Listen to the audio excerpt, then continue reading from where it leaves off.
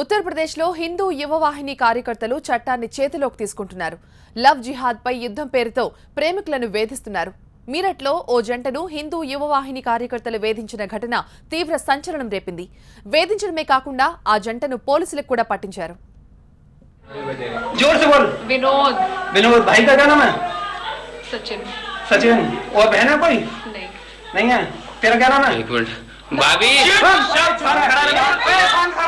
बोल रहा हूँ आप लोग शांत रहोगे।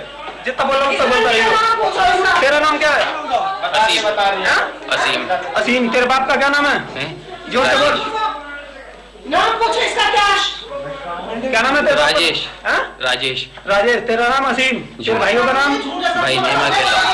अकेला है? बहन है कोई? क्या नाम है? रिधिमा। रिधिमा। रिधिमा। और तेने ये धर्म परिवर्तन कर रखा है? नहीं।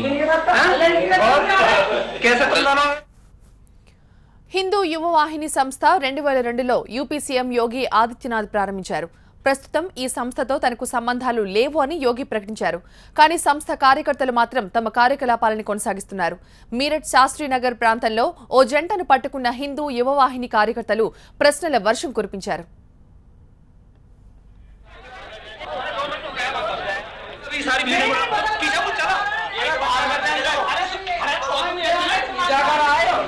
यार वो बाहर बुला रहे, तुम बाहर नहीं आने दे रहे।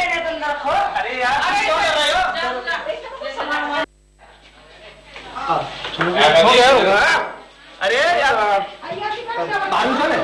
भाभी यही है। हाँ कहाँ से आई?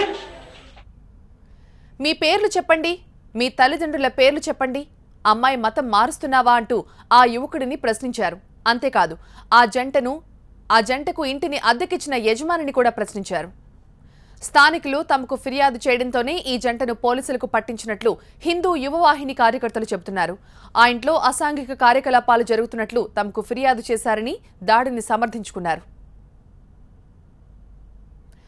పోలీసులు ఈ జంటను అదుపులోకి తీసుకున్నారు. పోలీస్ స్టేషన్లో ఇద్దరిని విచారించారు. తర్వాత వదిలేశారు. ఎలాంటి కేసు పెట్టలేదు.